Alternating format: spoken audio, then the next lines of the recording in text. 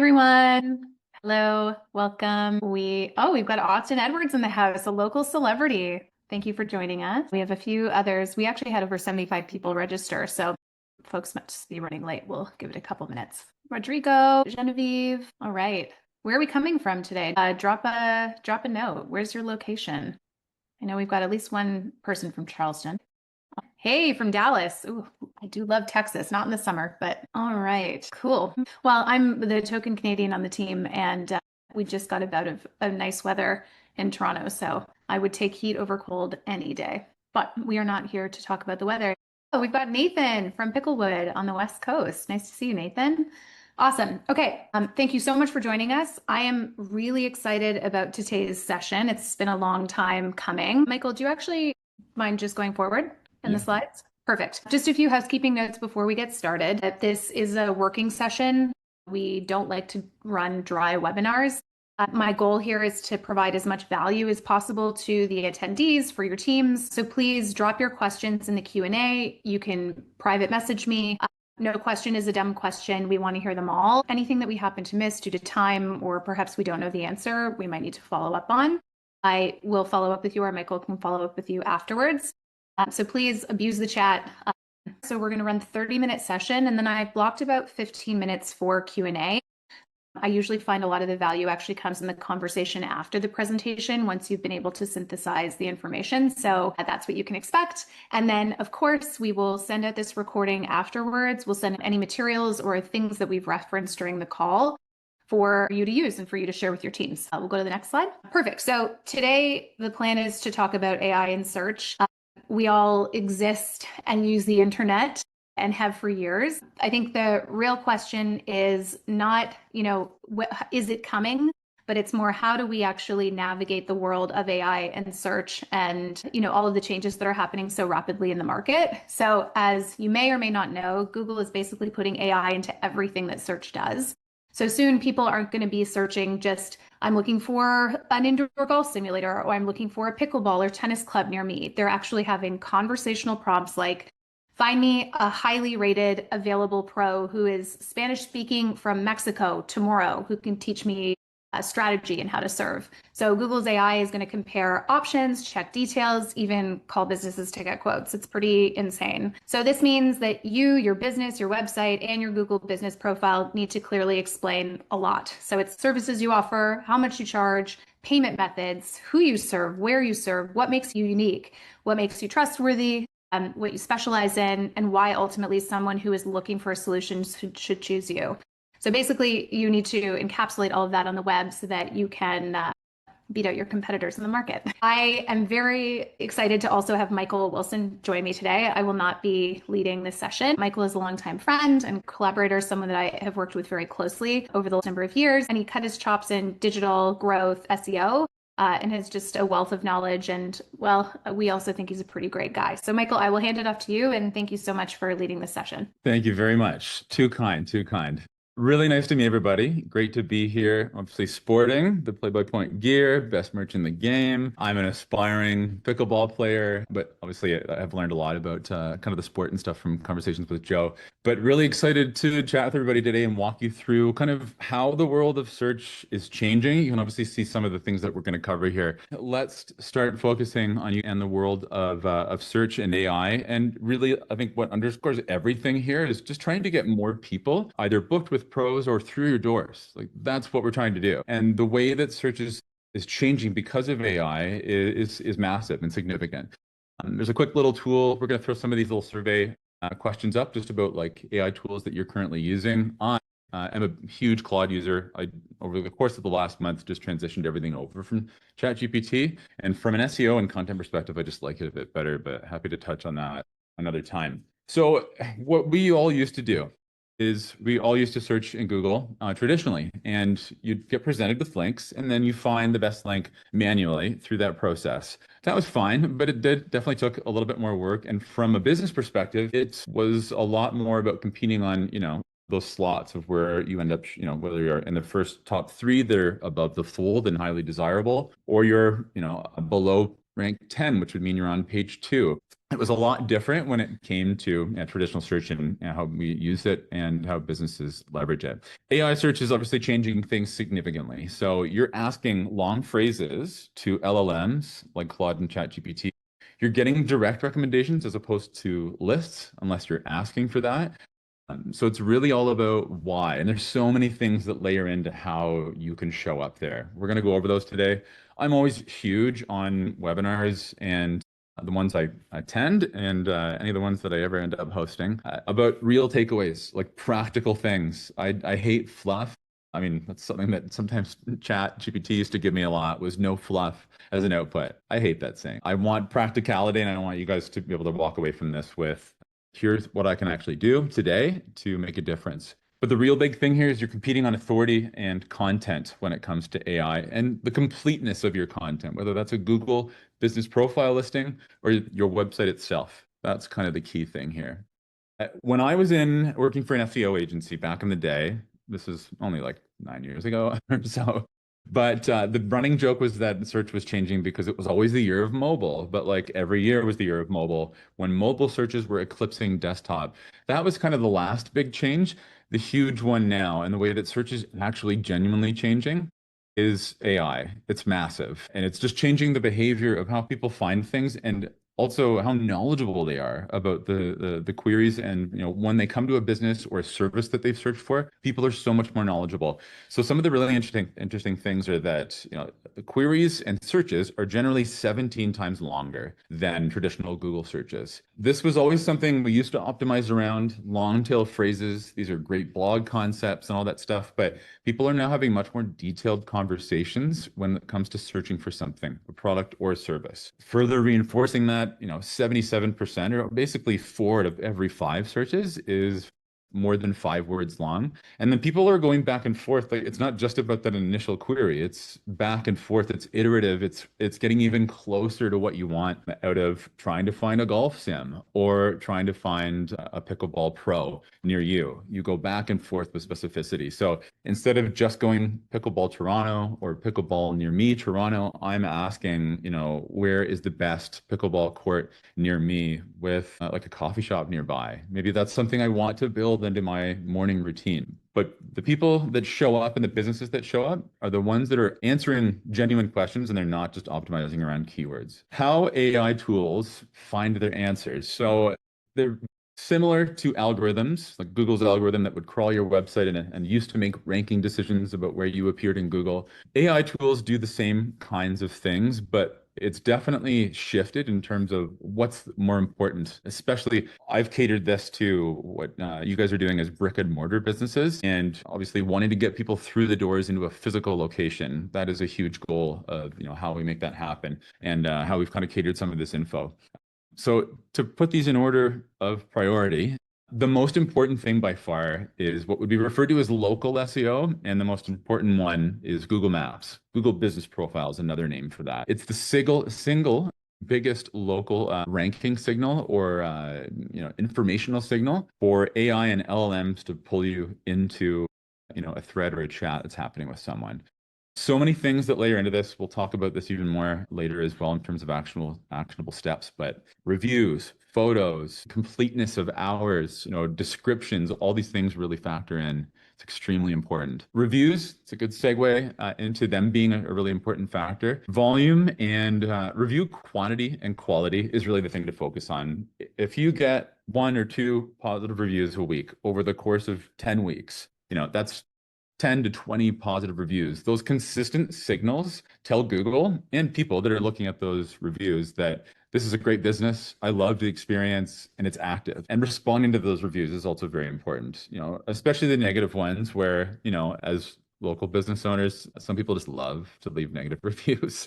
They are interesting, they are fun, and so, and in all honesty, they make the listing more authentic, in my opinion. And it also gives you as a business the chance to respond to that. It's a one-way street. Like it doesn't open up a thread. It opens up just a response that other people and potential clients and customers are going to see how you've handled that. But yeah, really aiming to build your profile up into 50 plus reviews or more, and then just aiming to drive 2 or 3 positive reviews every single week and responding to them when you get the time. Lots of great tools that can auto answer for you as well, but we can get into that later. Reddit and forums. This is another huge one. has a massive impact on AI citations and getting pulled in. I personally use Reddit a ton just because it is one of the last like vestiges of places you can go for real conversations about products or services that people are using. I've looked at it really, really commonly for SEO tool. I was recently looking at switching away from one and looked at a competitor in Reddit, and that thread is extremely valuable. But this is a really important place to show up and to do a little bit of monitoring and also like, brand presence controlling, and that could be creating an account that represents your business in the community that you're in and allows you to go in, and if someone's asking about pickleball or paddle or those places, it allows you to go in and, answer in an authentic way. You don't need to go in and like force like sale, sale, sale. You can just go in, and if someone's asking about, a certain movement or maybe like an injury that they've had or have needed help with, it's a great place to show up and just be an honest resource. But Reddit, extremely important. YouTube is also really interesting. It's become way more valuable than it used to be. Obviously, if with a consistent strategy, YouTube can be a very valuable asset on its own. But in terms of how it gets pulled into AI and LLMs conversations, YouTube is extremely valuable. 16% of all citations. It's the most cited social platform across Claude, ChatGPT, whatever people might be using. All that to say, it's not that you should ignore other tools. If you start to create content for YouTube, that could be an interview with a new pro, very casual, with simple text overlays that fit naturally into people's feeds, answering simple questions, the same kinds of questions that people might be asking about, where to find you and the types of things that are important to them in a golf sim, as an example. You can reuse that content across other social platforms. You can pin that video to the top of an Instagram. You can use it on TikTok. There's slight variations you can potentially make, but YouTube should be like the centerpiece, and then you support other content on the other platforms when it makes sense. Your website is obviously extremely important. We'll get into this a little bit later as well, but question-based pages, which would really the hardest ones to hit on there would be FAQ pages and blogs. Those are extremely important, especially when you're looking to answer those long tail phrases, those long questions that people are now searching with. That is critical. And then news and PR. So if you're opening up a new location, or you have some local coverage, like let's say like a local news channel, or you've got someone coming, like an influencer that has a blog, make sure that you're asking for a backlink as a part of any of these. These are super valuable to get, and they also get pulled in from LLMs very, very commonly. But leverage those relationships because they matter to AI in a big way. So that's a lot. Content that your club needs. We'll kind of build off of what we were just chatting about. But if we look specifically at the home for all this content in your website, there's a couple of locations that are the most important. Location pages are critical. They're the link that you would click to from a Google Maps listing, that website listing. And these are extremely important for both dedicated sports and those individual locations. We'll see an example of this in a little bit, but making sure that you're talking using hyper-local language about a given location. So if I'm in Toronto here in Cabbagetown, and that's where my golf sim is, I'm talking about major intersections and landmarks that are close by and the things that make it really convenient and worth visiting. FAQ content, again, these long tail kind of questions and queries that you want to capture. And, these are ones that you want to build up over time and build like a really rich FAQ page on the website. Another great opportunity here is just have staff that are, manning the locations, write down, common questions they're getting over the course of the week. And at the end of the week, throw like a couple of those online. It's a great way to take real world questions and have them end up in a place where everybody can see them and they're providing you AI value, because it is very, very commonly looking for FAQ content. Sport specific guides. So really rich and detailed blog articles with, anchor links to those FAQs, to other parts of your website, really building out a complete article where if I'm a beginner and I have no idea about, pickleball as an example, beginner's guide to pickleball in Toronto, it builds incredible local topical authority. You become a resource for everybody looking at that as that blog article starts to really dig its heels into both traditional search and AI. And then coach and staff bios. This is another really good one. Very, very valuable in terms of just giving people, a peek behind the curtain of who am I going to be interacting with? Who might be a good fit for my skill level? And then this is another extremely helpful piece because you can leverage, Playbypoint's Book a Pro feature and that functionality into these pages, which it's way more seamless and and helpful from a user experience standpoint and gets people through your doors a lot faster. I don't know if you had anything to tag on to that, Joe. But I think these are all good. Just on the makeup here, it's like, how can you be providing your audience, your prospective audience, the most useful information possible and drive towards lead generation? Because ultimately the point of your website is, of course, some beautifully branded property, but you are trying to drive foot traffic and bookings and revenue. So that's what this all ties into. that's right. Awesome. So now to go specifically into a couple of these pieces that are kind of the most important when it comes to getting people through the door and having you show up from an AI perspective. Google Business Profile. This or Google Maps, Google My Business, depending on how long you've had or are familiar with how you've managed these locations. This is the biggest lever as a brick and mortar business by far. And really what it comes down to for these is making them as complete as possible. And in the back end of Google Business Profile, there's a lot of like hidden sections that can show up that maybe you haven't seen before. Adding services with complete descriptions. A lesser used feature is even Google Business Profile's posting functionality, which is kind of like a social element of being able to talk about promotions or closures and things like that. It's another signal that just tells Google we are active and we have updates going out regularly to photos, to folks. And then the segue to adding fresh photos weekly. Video is another huge one that's now able to be accepted. So I saw this the other day. I was looking at a restaurant and within search, the video started playing as like the header image. And I was like, oh, that's really cool. Like it's able to give me an idea of what I'm heading into or where it is in the street. And, a great concept here could be starting across the street to show people where your location is relevant to other landmarks or stores, crossing the street safely, use stoplights, obey all laws, and then going through the door and just giving people an understanding of like the front desk, then going to the courts, 20-second video, max 30 seconds if you're doing that outdoor element. That's all people need to be like, oh yeah, cool. This is like giving me everything I need to know. And then this last bullet point is like one of the most valuable ones, and that's distributing info across different, what are referred to as local citations. Google Business Profile is a local citation. Apple Maps, Bing Maps, and Yelp, the exact same thing. There is software out there that allows people to manage, or allows you as a business owner to manage your core location information from one place, and then it publishes it out to dozens of different platforms, and it keeps it all in sync. Google, as the biggest search engine, is the most important one, and the consistency of all those other locations, in addition to just having a footprint on those spots, the consistency of all those things being the same, your hours, the name, and all the other like core information, that will elevate and give you increased visibility on Google. So we're happy to talk about what that looks like and maybe some tools later that you can leverage, but that is massive and it just expands the reach of where you are online. So that's Google Business Profile. Yeah, and a quick question of, how often are you updating Google Business Profile on a weekly basis, especially from a post perspective, is something to think about. Talking about reviews again, kind of like I had mentioned before, the quantity and the quality.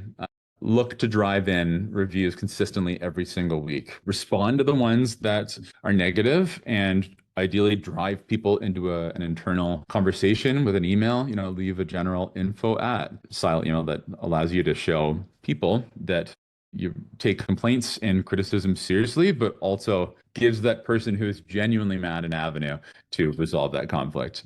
90% of the time, they're just leaving that review to make themselves feel good. But that if they do end up contacting you, you're able to also have a conversation about, you're willing to update that to maybe like 4 stars or like remove it, something along those lines. One thing I'd also add in here is that the tone in which you can reply in is also a great opportunity for prospective players, customers, clients to get a sense of your brand. What's your feel? How does your team operate? What are they going to expect when they walk in the door? So it's just another passive way to reinforce sort of part of that operational and brand voice muscle too. Yeah, 100%. One thing I would suggest to you, if they're going to start trying to solicit a bunch of reviews, I would say build a list of like 10 people that do not ask them to leave the reviews all at once. 10 reviews or like 20 reviews all over the course of like 2 or 3 days or like 2 days.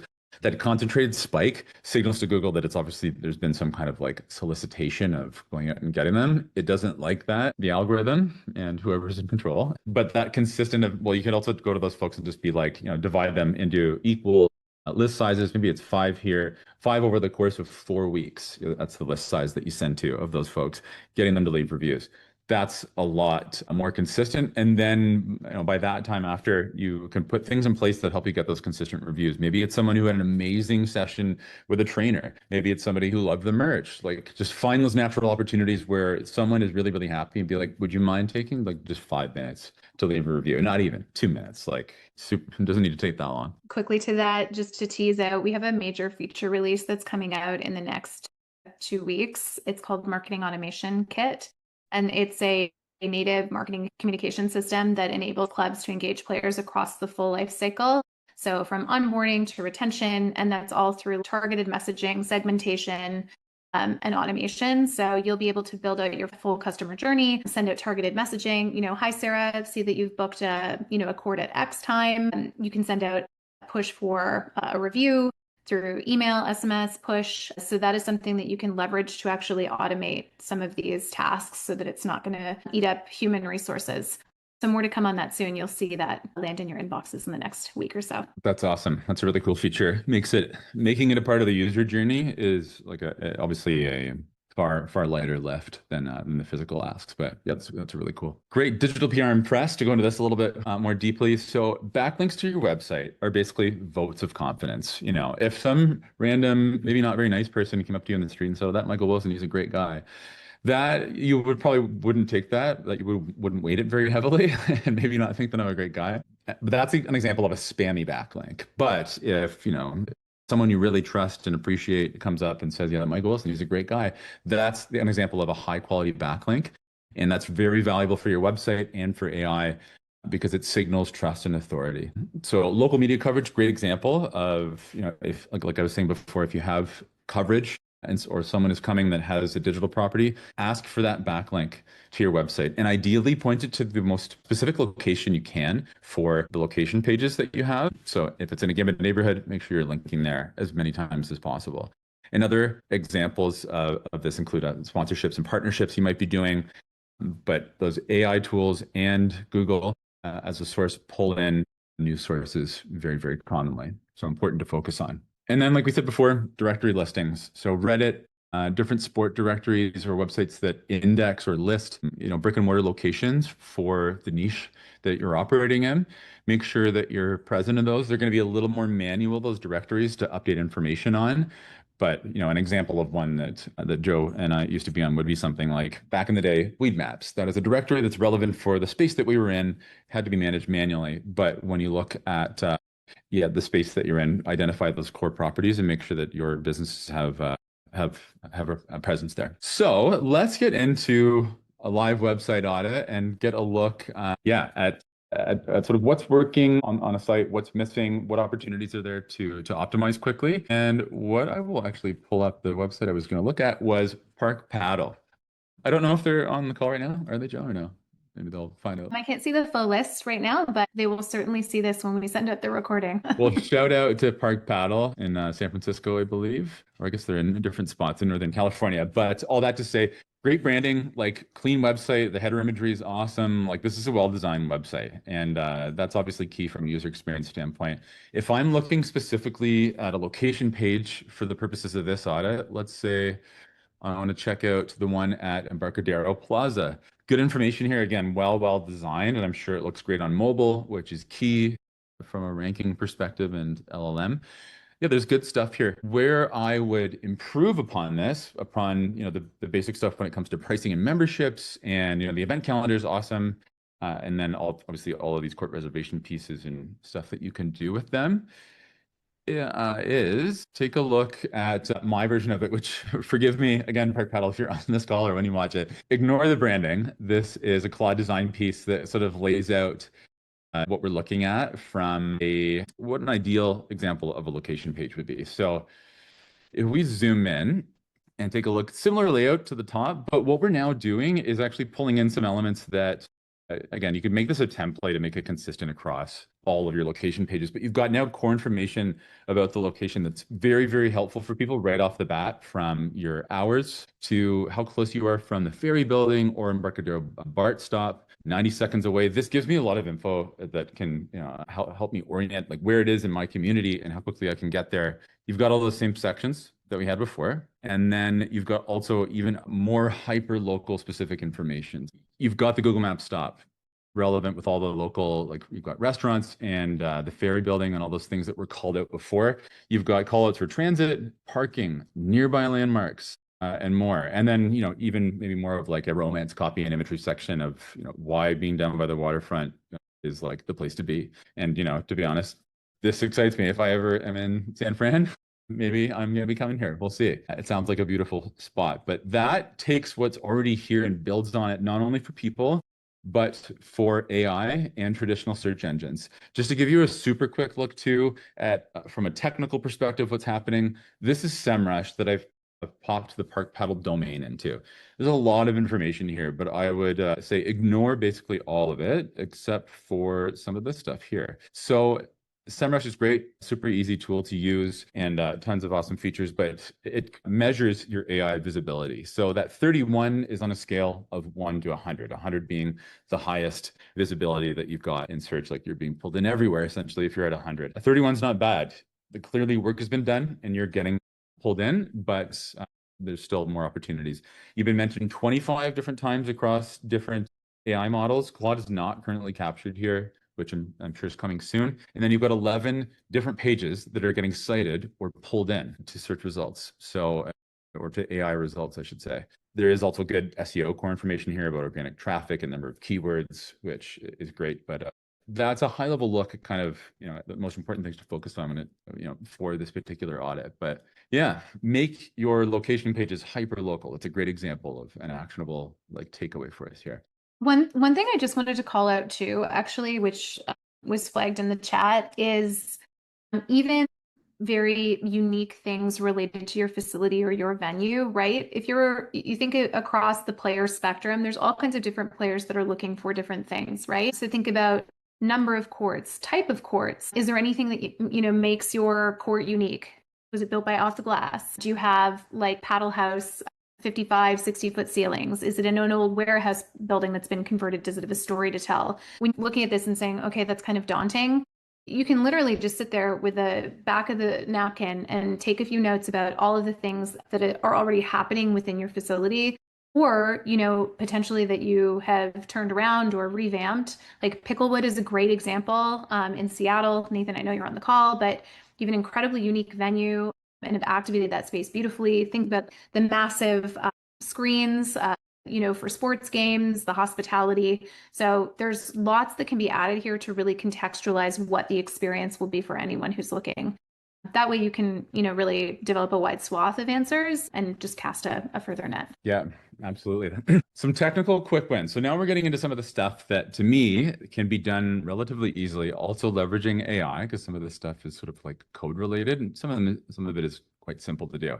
But these are more technical implementations today that will help AI find your club and optimize the website, across a variety of different channels. But really the focus here being on AI. Schema markup. I'm not sure if anybody, this could be a good opportunity for a poll, but schema markup, if anybody knows what that is. At a high level, it is a language created by Google, Bing, and Yahoo over the course of the last 10 years. And it's just extra code that lives on the back end of the website that sometimes shows up in search and sometimes doesn't. So if you've ever seen star rating, review kind of information in Google search results, that's schema markup. But there's a ton of other different types. There are hundreds of different types of schema markup that get pulled in by AI and search engines that just give Google extra information about your site and your brand and your business. So that could be specifically for your location on the homepage. It could be specific location schema markup on those location pages that gives extra context and info about hours and location, but really, really helpful. There's event schema for tournaments and clinics, and the more specific you can make it, the better.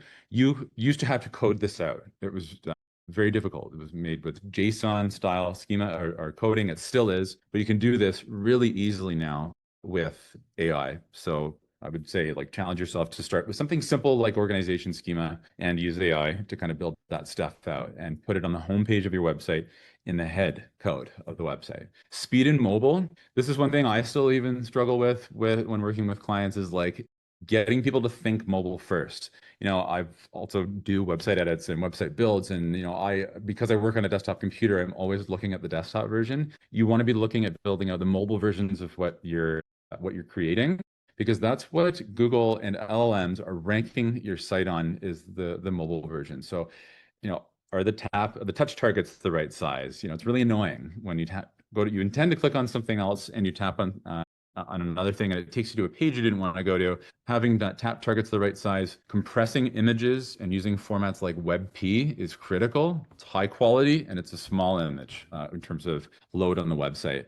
And yeah, try to get under 3 seconds of load time. That we live in a society that has a very short attention span, and having things crisp and fast is what we want. So think mobile first, think fast. And can I just Internal, add in yeah. quickly here? There are lots of open source or widely available free tools for you to use, whether that's testing your site speed, etc. So really easy to implement this, or even just do like a quick audit. If you were to even do a Google search while you're synthesizing this webinar to see what your site speed is. Yeah, 100%.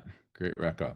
Last thing on technical quick wins is internal linking. So, also referred to as anchor linking, but linking between related parts of your website. So a perfect example is what we were talking about before. If you're going to write a big blog article on the beginner's guide to pickleball in Toronto, there's going to be FAQs probably at the end of that article, but you can also house those FAQs in a specific FAQ section. And that's a great opportunity to link to it, to the blog, from the blog to the FAQ, and from the FAQ to the blog. If someone wants to do more research when they encounter that FAQ initially. And then don't use click here for anchor links. Use descriptive text, just meaning try to link with words that you think that might be valuable from an SEO perspective, like what people might be searching with. So like pickleball lessons in Toronto is a perfect example. That as anchor link text, linking to maybe a Book a Pro page for the pros in Toronto at the fictional club I run, is really going to help Google and AI pull that into search results and conversations. So be as descriptive as possible,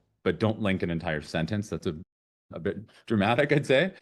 Just look to make it concise and descriptive. Super underused ranking factor and very easy to do in a CMS. One more thing I should say, I've mentioned Google a few times, and I know that the focus today is on AI. Think about AI like the Statue of Liberty here. It's cool. It's important. It's always going to be important. But Google is the Burj Khalifa. There is still so much more search and activity happening on Google search. In fact, in Q1 of this year, Google hit an all-time high for the number of queries. I forget the number off the top of my head, but like that's kind of crazy to think about. They just continue, even with all these other places that people are searching, continue to be critically important. So like, if there's one thing I can leave you with today, it's that you don't need two strategies for this. You don't need a strategy for AI and a strategy for SEO. You need a strategy for both. I'd say with a little bit of a focus on AI right now, just because of it being important and new, and it's changing. Google is, taking tons of queries from search from LLMs as well, which I think, in my opinion, is part of the reason that they've probably hit that all-time high. But a strategy to prioritize Google and to keep focused on it is, I think this is roughly to scale these images in terms of like the data. I tried to get it to do that. That's how important it is. Yeah, this is kind of hitting on that again. 13.7 billion searches a day on Google, 2.5 billion AI overviews inside of Google as well. It's still 90% of the search market. This is lower than it was previously. It used to be like 95. Bing was taking a little bit of a bite out of it, but the fact that it's hit that all-time high in search queries is really impressive, and it's continue to only get bigger. But yeah, good SEO is good AI visibility. Please keep that in mind as you're building up these strategies and doing things to influence, showing up. So to hit on 5 things you can actually really do this week. These are low cost. You don't need like an agency to do them, and very likely just execute them yourself quickly. Take a look at your Google business profile. Like we said, local SEO, specifically Google, is the most important thing that's getting pulled in to brick and mortar businesses and businesses like yours right now. Look to complete every field that you can. Check out the services little section inside of Google Business Profile Manager. The UX has gotten worse on Google Business Profile. It used to all happen within business.google.com, and now some of it happens inside of the live search results page where you can see your listing. But look to complete every field that you can. Add updated photos or do videos if you can, look to get photos of every single part of the location as well, from across the street to the front desk to showing the number of courts. That's all critical. Check and see if you're on Apple Maps or Yelp, or see if you're on any of the other popular maps platforms, and if your information is outdated there. A solution like that distribution tool I was kind of talking about, or distribution tools, would be something to look into for sure. But just focus on adding content to that. That's key. In terms of understanding that everyone's trying to run a business, time is strapped, likely resources might be strapped. So there are other tools to help you do this. If anyone is tinkering with Claude, as an example, you can set up a daily dispatch. I personally would probably pair that with a Google Alert. So if you don't have a Google Alert set up for your club to see where, if and where you're being mentioned in the news, you can set up a dispatch very easily that will send you an email every morning at 7 a.m. that will basically scan the web, see how your business is doing, any mentions, anything relevant on social media. You can even contrast that in comparison to competitors in your market. So it's a really nice automated way to sort of set it, forget it, automate it. And obviously, I'm happy to share more on that later, but it's very, very simple to set up just with an easy prompt. Cool. We've kind of touched on this one, but ask 10 members for Google reviews this week, or it could be, 10 people that even previously have used it, and look to get an influx of good reviews coming in. Build a hyperlocal page. When I say hyperlocal page, you don't necessarily have to build out the example that I showed you, but even if that's a paragraph with a couple of bullet points, or like headers of intersections, what to look for, just build out one paragraph with like hyperlocal copy describing the community that you're in, the neighborhood, and reference those pieces that people use, copy that people might be searching with to find things in and around you. Create an FAQ or one of those comprehensive guide blog posts. Really try and make sure, obviously, that your voice is incorporated into this, and that it's not just obviously like straight out of AI. Or if you're writing it yourself the old-fashioned way, hell yeah, that's awesome. But this, making a comprehensive post about everything you need to know about starting pickleball, or everything you need to know about fixing your slice. Those are great examples that could create a blog post and an FAQ. In one form or another, and then post a YouTube video. So like we were saying, this is the most important piece of like social media technically to be pulled into, that AI is pulling into search results. So post a video, and that could just be a tour. It could be a quick lesson highlight. It could be, like I was saying, an interview with the new pro introducing themselves, and post that to YouTube. And optimize, the title, the description, and then use that same content and that same video to post on Instagram and pin it to the top. That can start a really nice rich repository of content for that YouTube channel that will over time build strength and followers. And that's the same kind of stuff that AI is going to be looking at to pull into answers as people are querying it. Those are 5 things that you can actually do this week, which leads us to kind of the conclusion of that side of things in the Q&A. So I don't know if we've amassed any questions to kind of go over, but it's funny. Normally everyone's a little bit of a freak in the chats, but we've been quiet today. I did have a couple of things come through. When you were talking about local distribution tools, what are those? Can you give us a few specific recommendations? And what should clubs look for when they are choosing one? Yeah, for sure. This is a good question, and kind of timely, because I've been looking at like changing up the software that I use. So I've kind of been evaluating a few. SEMrush, the tool that we were looking at, has a local distribution tool. They push out to, I think, 48 different platforms. So yeah, again, it's managing that location from one spot, and I'm able to update my hours. And then that hours update, as an example, let's say we decide to close early or start closing a little bit earlier. That hours update will go out to every single one of those 48 platforms, which makes it a lot easier than hypothetically going out and being like, okay, well, now I've got to update 6 p.m. to 5 p.m. I've got to do it on Google, Apple Maps, Bing, and all these different places. And again, like I was saying before, those tools will elevate the success of your Google business profile listing, because Google crawls the entire internet. It looks for where your brick and mortar business is mentioned, and it checks the hours on those locations. And sometimes it's just weird, like those platforms will just kind of create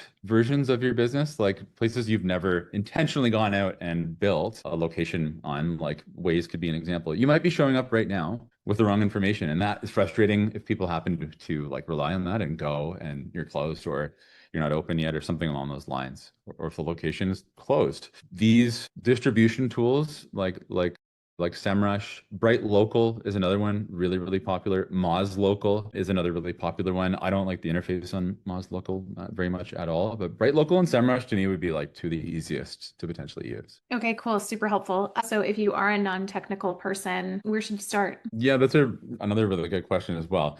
Number one, I would say prioritize Google. It's extremely user-friendly.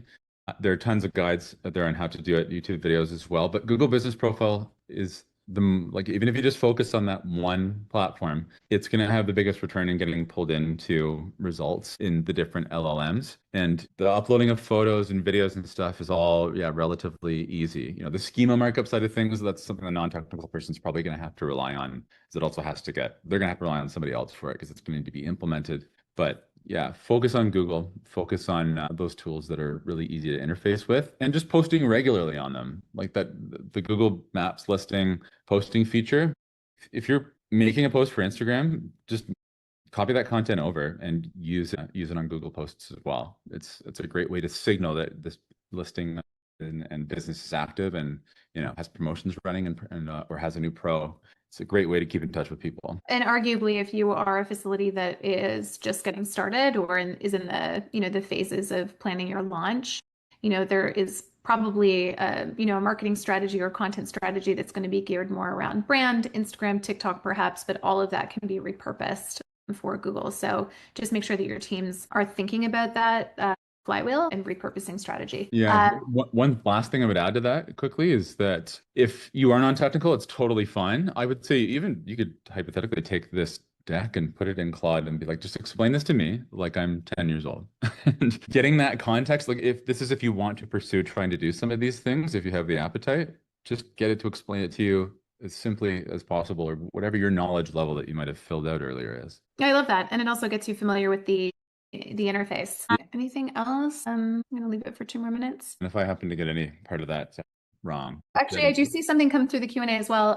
Coral's asking, beside Reddit, what other websites or directories for sports do you recommend? That's a great question. Maybe we can follow up as part of the email because I think there's some standard ones in market. Broadly, Reddit is sort of the mecca for unsolicited and very genuine, authentic showrooming for any problem or anything that you're trying to solve. But we can definitely put together a list and share that back as part of the follow-up materials. Yeah, I was going to say the same thing. I haven't worked as much on the sports side of things, so I don't know what specific directories might be relevant, but happy to take that away. But I'd say anywhere, like Reddit is obviously an example of where honest conversations are happening. I've been targeted a lot by Quora recently. Quora is another place where it's Q&A style, where I think they have like a forum functionality as well. But Quora has a ton of authority online. That could be a good place as well to think about showing up. But the reason places like Reddit are popular is because, for the most part, a lot of websites have, and the strategy from an SEO perspective is generate content and update all these like long form review sites all the time with perfect SEO content and not necessarily content that feels like honest or human. So people have really flocked to Reddit to be like, I'm sick of these top 10s that are maybe not genuine. They want to talk to people about use cases. So yeah, that's why, in my opinion, Reddit has become so popular, is it's just, yeah, authentic. And in a world of AI, authenticity wins. There's some irony to all of that. Yeah, absolutely. Great. Well, I think that wraps up all the questions. We'll just close off and say, first of all, thanks everyone for coming. I know we had a few late joiners. Not to worry, just to recap again, we will package off this full webinar and send it the recording. I'm also, Michael, at your recommendation, happy to send out the deck. So that way, if you did want to actually take all of this information and synthesize that into something like a Claude to help you build your strategy and action this more usefully for your team, not an issue, we can do that. And then we'll send through some very specific recommendations. So that way you've got everything in your email and you can pass that on to your team or take it on yourself, whatever the plan is. But I hope that you got a lot of value from this. I know there's varying degrees of technical ability on the call, but again, our goal is just to continue to explore topics that are going to support your club. One thing I will add before we go is that obviously all of these agentic capabilities are happening on Google. In the AI world, in the technology world, Playbypoint is also focused on our agentic abilities. So you'll start to see a lot of really cool, interesting, awesome things rolling out in the next 2 quarters related to dashboards, AI agents, analytics. The platform already is really easy to use and a great technology. but we are very much leaning into what the future of cloud management looks like. So lots more to come on that front. And with that, I will say, Michael, thank you so much for your time and energy and enthusiasm and knowledge. Very much appreciate having you participate and lead the discussion. Yeah, this is cool. I'm happy to do it again as the world of search changes and AI changes. And also, if anybody does want to chat a little bit more from an SEO perspective, AIO or AEO, whatever acronym you use, or growth, just feel free to, cal.com/greener or that QR code. Awesome. All right, everyone, I hope you have a fantastic day. Thank you so much for coming, and we will see you soon. Thanks, guys. Bye.